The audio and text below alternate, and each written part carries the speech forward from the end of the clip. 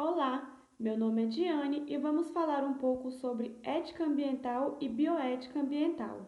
Junto comigo nessa pesquisa também estão os meus colegas Helenilton, Lucas, Giuliane, Valcilene e o Alisson. No princípio, o homem utilizava dos recursos naturais apenas para suas necessidades diárias básicas. Ele não produzia em grande escala para vender para as pessoas. Mas isso mudou com o passar dos anos, veio o desenvolvimento econômico, surgiu as grandes empresas e produções em grande escala e o homem mudou. O homem passou a não fazer mais parte da natureza e sim ser um explorador da natureza. E esses atos trouxe sérias consequências e fez com que a ética ambiental surgisse para mostrar para o homem que a natureza precisa de cuidados especiais. Relação ética entre o homem e a natureza. Bom, os filósofos pré-socráticos consideravam que todos pertenciam ao mesmo cosmo, todos eram filhos da mãe natureza, ou seja, o homem fazia parte da totalidade.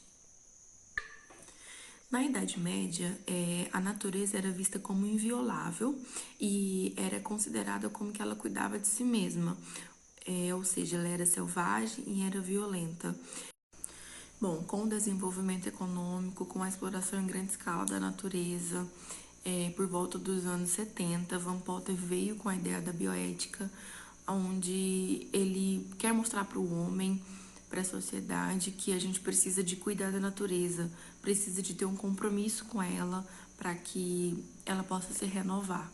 Ele quer criar uma ponte entre homem e natureza, para poder ter uma interação necessária em prol do bem social. Na modernidade, continuava esse pensamento. Kant pregava o antropocentrismo, ou seja, o homem como centro de todas as coisas. Jonas dizia que classificar a natureza dessa forma, como indiferente, isso gerava como que uma carta branca ao homem, como que se ele fosse prejudicar a natureza, não teria problema, porque a natureza era indiferente. O surgimento da ética ambiental para compreender os valores intrínsecos da natureza só foi possível quando a natureza mostrou seus estragos e danos que o homem fez a ela e ele viu que isso iria prejudicar a sua própria sobrevivência. Só quando o homem percebeu isso que ele entendeu a ética, a bioética ambiental. O agir do homem tornou-se cada vez mais perigoso, pois, em nome do progresso e do desenvolvimento, eles poderiam mexer na natureza de qualquer forma, interferir na natureza de qualquer forma.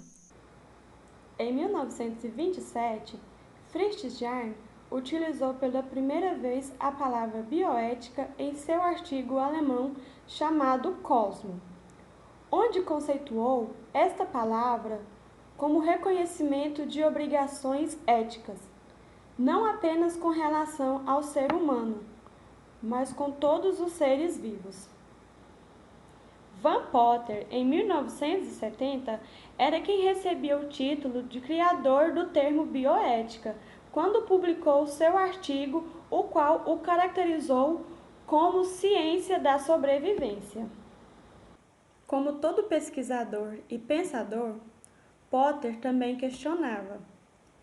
E em um destes seus questionamentos, ele fez a seguinte: ar e água poluída, explosão populacional, ecologia, conservação.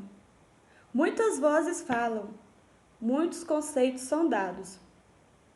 Quem está certo? As ideias se entrecruzavam e existem argumentos conflitivos que confundem a questão e atrasam a ação. Qual é a resposta? O homem realmente colocou em risco o meio ambiente?